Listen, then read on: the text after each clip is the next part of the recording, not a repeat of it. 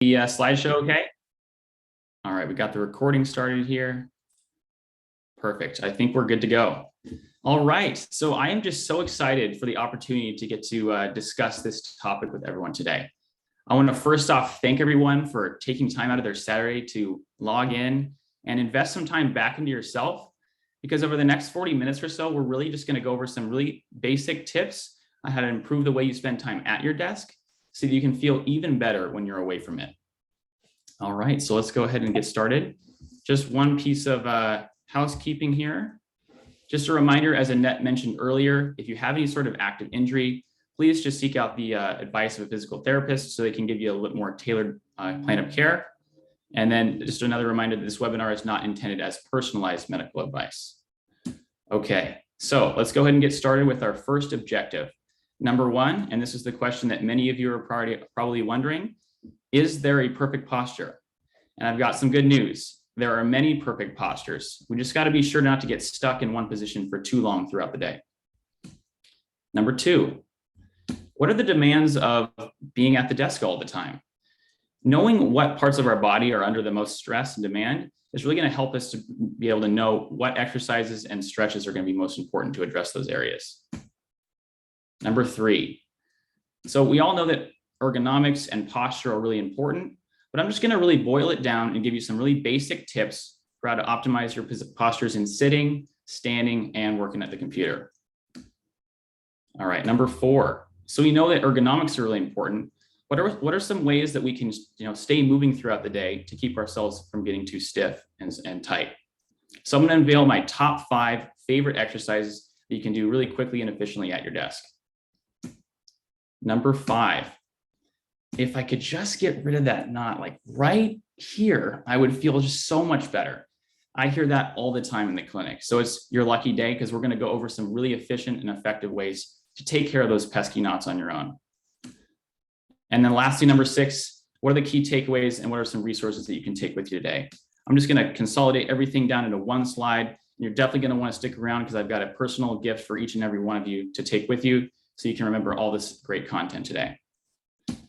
Okay, so before we dive into all those topics there, I just want to take a step back and take a second to really discuss why you are here today. So many of our jobs require us to spend time at our desk.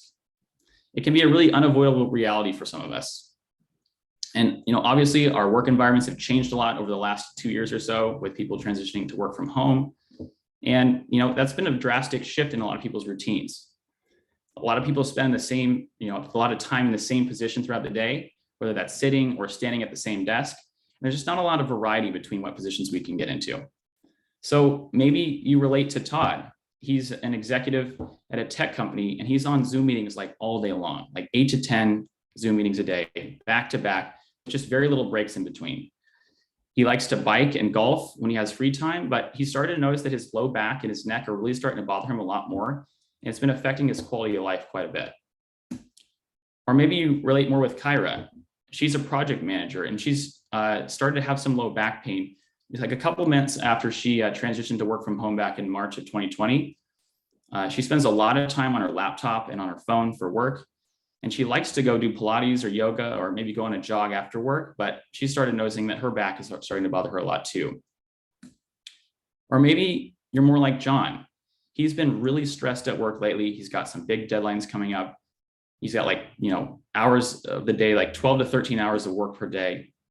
He's got a lot of headaches and neck pain that has been coming on, and he's suspecting that his ergonomics and his work behaviors are really kind of the culprit for this. Or lastly, maybe you're more like Brianna. Over the last couple of years, she's transitioned to exclusively standing at her desk all the time. She hardly ever sits in her chair anymore because she's heard some of the downsides of sitting, and she's heard the notion that sitting is the new smoking. So she's just said, all right, I'm just going to stand all day long instead. So no matter if you resonate with any of these people or not, I really hope this webinar will provide you with some really valuable tips. Okay, so let's go ahead and dive into our first objective here. Is there a perfect posture? All right, the perfect posture is, I want a little drum roll from everyone here, your next posture. Okay, I know that seems a little cliche, but just hear me out for a second here. Our bodies were designed for movement, and they really relish the opportunity to be able to change positions throughout the day. And I want to acknowledge something for a second here. that maintaining good posture it's really pretty hard. It takes a lot of concentration. Our body can get tired throughout the day trying to hold that good position, and it can be kind of uncomfortable at times. Sometimes we get really sucked into our work and we don't even realize what position we're in until like a couple hours go by. And I also want to make a point that I'm not here today to tell you to sit up straighter or just try harder, nor do I expect you to be able to maintain the best posture all day long. What I am going to do is show you how to modify your behavior, improve your workstation setup, and then keep you moving throughout the day just to make you feel a little bit better as you're going about your work. Okay, so my first piece of advice, if there's one thing that you take away from this talk today, it's just to change positions throughout the day.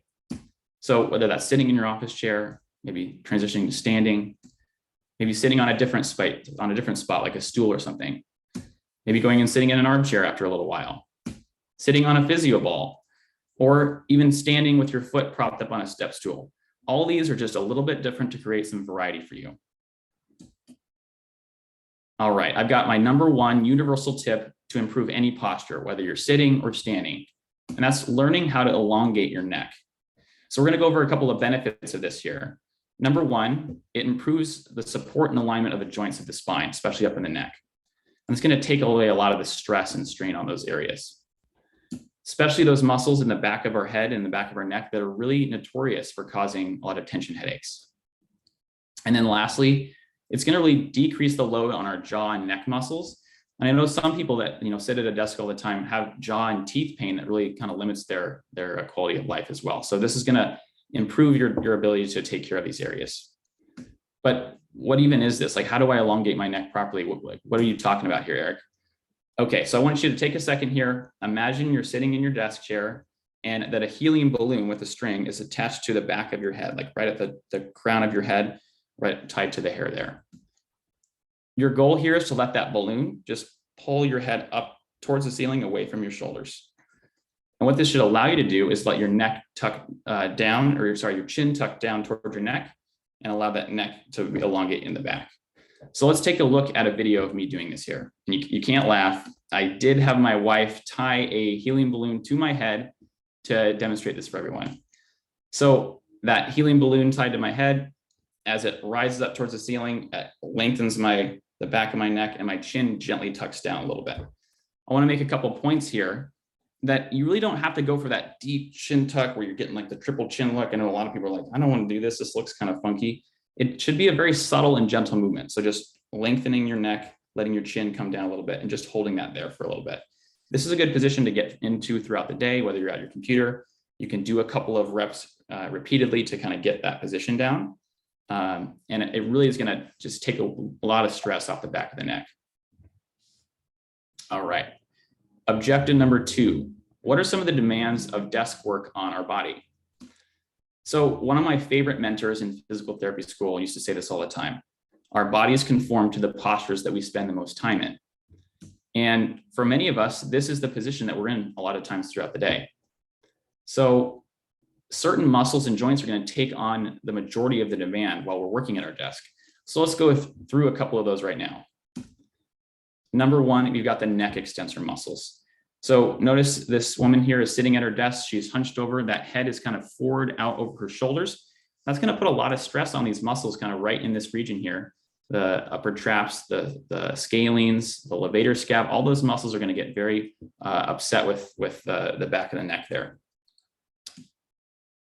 Number 2, we have got the same picture here, our latissimus dorsi, or our lats. So notice how her shoulders are rounded, her hands are kind of together on her keyboard, she's kind of hunched over through the shoulders. That's going to put those lat muscles in a really tight and stiff position, which is going to make them more susceptible to getting tight and maybe having a little bit of discomfort under there. All right, next we've got spine flexion. So same picture again. She's really flexed forward through her mid-back, and that's going to make that thoracic spine or that mid-back a lot more stiff. Next here, we have the pec muscles. So a lot of things we do throughout the day is in front of us. We've got our keyboard, our mouse, our phones, driving. Everything seems to happen in front of us where our arms are close together, and that's going to put those pec muscles in a shortened position and just make them more stiff. And then lastly here, you've got the hip flexor muscles. Now, spending a lot of time sitting, these hip flexor muscles are definitely going to get stiff and tight. So it's important to make sure that we address those areas. And I also want to make a point that those hip flexors, as you see here in the image, they attach up here to the low back. And so they can make that low back more susceptible to having discomfort as well. So if we can take good care of the hip flexors, it can really, make a big difference for you. So we just went over a couple of those areas that are affected by sitting or just being at the desk a long time. And I want to make a good point here that it just takes a couple simple adjustments to your habits and your behaviors throughout the day to really make a huge difference in your overall well-being. So don't worry, we're going to get to that right now. All right, number 3. What are some optimal ergonomics and posture that you can utilize? So real quick here, maintaining good posture becomes a lot easier when you can really set up your workstation to fit you. If you get everything in place, set everything up properly before you start working, it's way easier to maintain these good postures that we're going to try to do. So we're going to go over some basic tips on how to do that right now. All right, so here we go. We're going to start with sitting posture, my 3 top tips to improve your sitting posture. All right, so tip number 1. I want you to really try to sit back into the crease of your chair. When you sit down, make sure that your tailbone's all the way back to the very back of your chair and your pelvis is kind of supported by the lumbar support there. What this is going to do is it's going to create a really good foundation for not only your low back, but also everything up the chain, up through the shoulders and chest and neck to make everything a little bit more stacked on top of each other. So just a picture here of me in that position here. Notice how my pelvis is scooted all the way back into the crease of my chair, and I'm nice and upright because of that. Let me show you a video here of me adjusting from a less optimal position to a more optimal position. So notice here before I start the video that my tailbone is kind of tucked between my legs. I'm kind of slouched a little bit through my low back. And so then I'm going to notice that here and then try to adjust my position, scooting back just a little bit, trying to get into the crease of my chair, and then scoot back up to get into that good position there. So just that little adjustment can make a big difference for your low back and just everything up above that. Okay, here we go for tip number 2. I want you to try to really make sure that your feet are flat on the floor while still following tip number 1. So, if you're sitting for a couple minutes or 5-10 minutes or so, having your feet, in a different position or having your legs crossed is okay. But if you're going to be sitting for a long period of time, try to make sure those feet are flat on the floor. And one of the biggest things that I see is that people either have their feet on the floor, but they don't have their low back in that good position that we just talked about in tip number 1, or they've got pretty good position of the low back and the pelvis scooted back into the crease of the chair, but their feet might be kind of dangling above the floor. So if you can't get your feet to the floor, try to use a footrest to raise the floor up to you. This is going to really take a lot of demand off the low back muscles and make things just a little bit more tolerable for the low back. So just a picture here, utilizing a footrest. You can get one of these on Amazon, or even just use some sort of textbook or something cheap at home if you want to be a little more frugal. So just a video to kind of emphasize this here. I'm sitting in a good position up in my pelvis, but my feet are kind of dangling above the floor. So make sure you scoot up to get those feet flat on the floor or on a footrest. Okay, here we go for tip number 3. See if you can try to use some sort of lumbar support for your low back to really give you that good low back support. So whether that's a small towel roll or a pillow or getting a bolster or something online, it's really going to help to keep that neutral position. So I'm using a hand towel here rolled up behind my low back just to give me a little bit of low back support. So I find that a lot of lumbar supports online are pretty bulky and big, and they can kind of put people in a little bit over exaggerated position. So I recommend just using something small like a hand towel here. I rolled that up and then just placing that just above the belt line. So kind of get in the small of the low back there to give that some good support. Okay, so I think this is a great opportunity for us now to take a little bit of an intermission, practice what I'm preaching a little bit. So I'm going to transition to a standing position here. I give everyone a chance to switch positions, kind of integrate what we're talking about here. Raise up my desk here. And then we're going to go ahead and transition into talking about how to optimize standing posture next. So if you can't, if it's not convenient for you to change positions, then just maybe sit into a different chair, or change the way that you're sitting so that you can optimize that sitting posture better. Okay. So what are three tips for you to optimize standing posture? Let's start with tip number 1. When you're at your desk, you want to try to allow your forearms to be resting parallel on the desk. So those elbows are around 90 degrees. That's really going to take a lot of stress and demand off of the neck muscles and just make things more relaxed up in the shoulders. So see here, my forearms are parallel to the desk, and I just made a little adjustment right now so that I'm, practicing what I'm preaching here as I'm giving this presentation, just to make sure that I have that good position there. So try to adjust things as I do here. Notice how my hands are kind of reaching down. I'm not able to rest my forearms on the desk there. So raising up your desk, if you have the ability to have a standing desk at work or at home, great. Otherwise, maybe try to invest in some, table risers or one of those little desk platforms on top of your desk so that you can kind of play around with the height of the desk. That's really going to make a big difference. Okay, tip number 2. If you're going to be in prolonged standing positions, like longer than 15 to 20 minutes, I do recommend getting a anti-fatigue foot mat. So mats are really going to, cushion the floor and make it a lot easier on the feet, knees, hips, and low back. That's demand that goes through those areas with long periods of standing.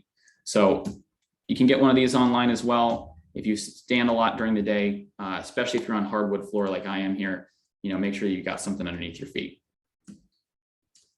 All right, tip number 3. I recommend having a step stool underneath your standing desk to give you some variety as to what positions you can be in. This is going to allow you to, position your foot up on that step stool so you can shift off that right hip or shift over to the other leg so you can take weight off the left hip. So just a picture to kind of emphasize that, and then a video to kind of demonstrate maybe what you'd be doing throughout the day. Shifting over, putting a foot up on a step stool, standing there for a little while, and then maybe when you start to feel a little fatigue or need to shift positions, then switching to the other leg, just to give you a little bit more options in standing. Okay, let's move on to talking about how we can optimize our posture when we're working on our computer specifically here. So tip number 1 is to just scoot up closer to your desk. It's a really basic, simple thing you can do. Just get your body up a little closer to the desk. And that's going to keep us from having to hunch forward and really lean and crane our neck towards our screen, which can put a lot more stress on the neck, as we discussed earlier.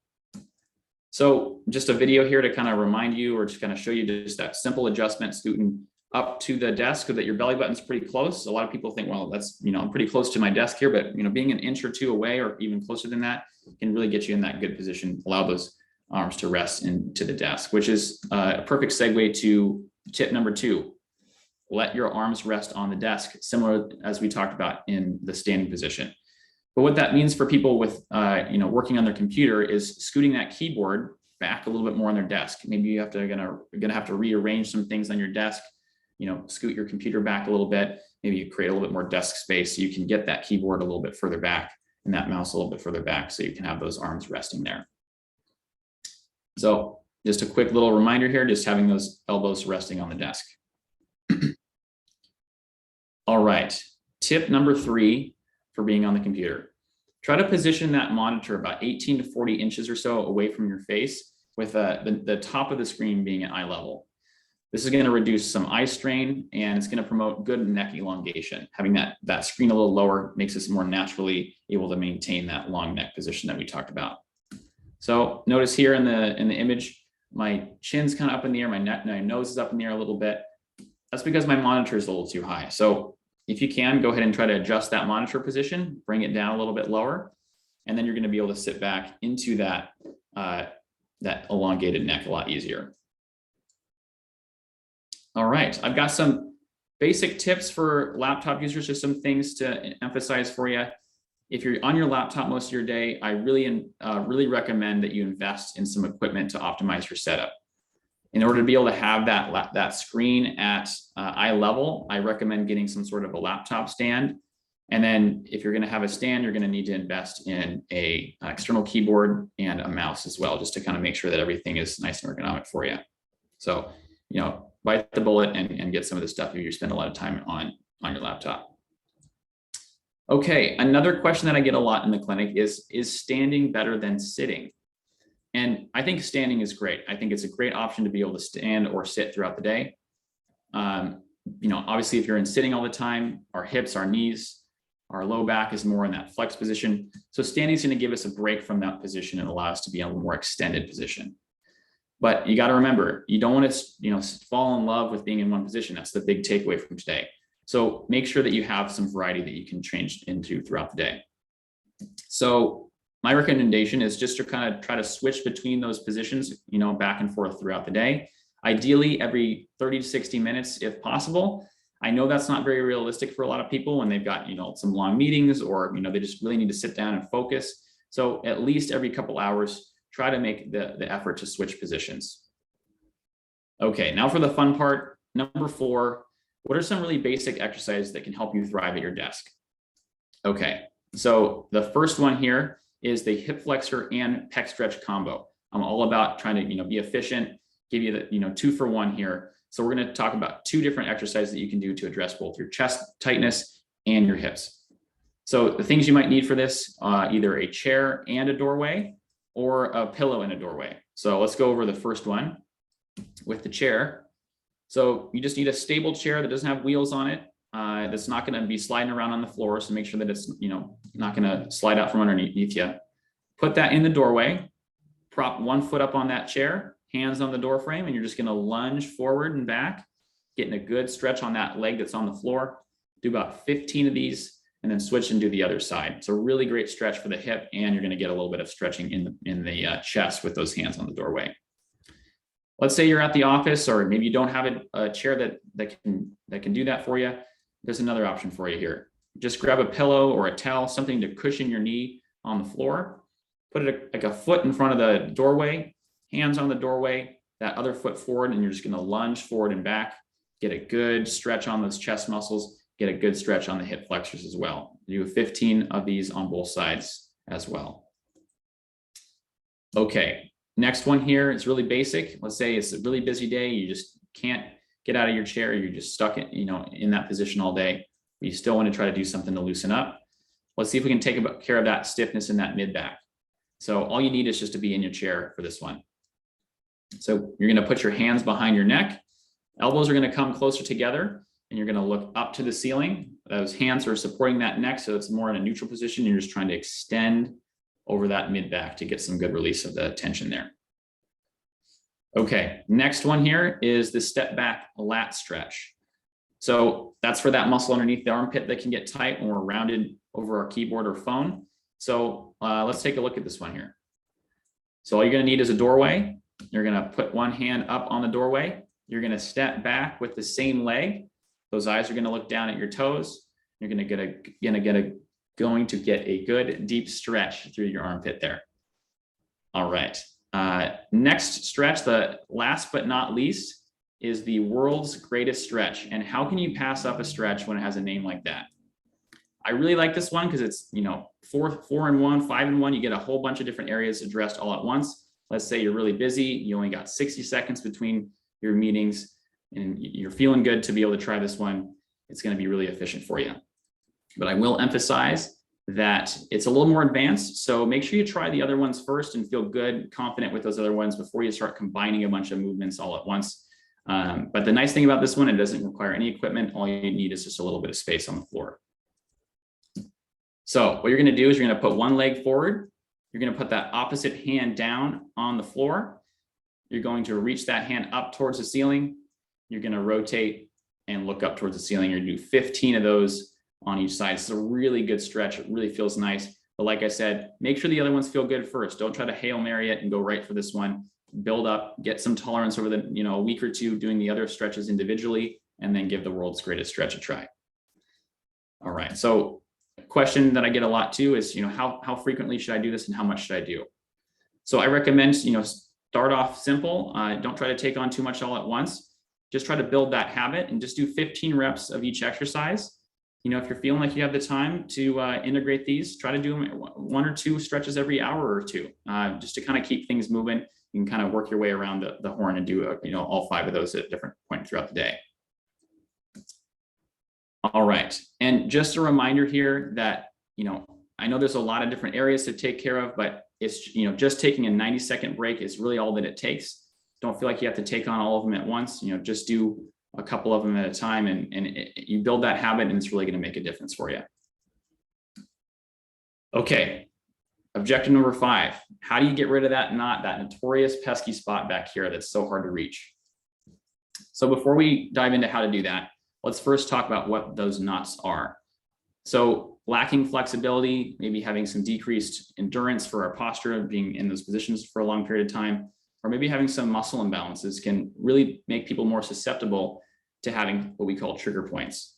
So these knots are pretty common to have, especially if you're in a prolonged position throughout the day. And they're pretty common in the upper neck, the mid back, and kind of underneath the armpit, as shown in that diagram there. So many of us have probably seen all the cool commercials for Theragun and the vibrating foam rollers and some other massage tools. And there's a lot to keep track of here. So all those things are great. I love all the tools, but it's important to really know how to use them properly. So let's go over 2 basic tips for doing your own self-massage on your own. Okay, so tip number 1 is that you really don't have to push super hard in order to get good benefit from massaging these spots.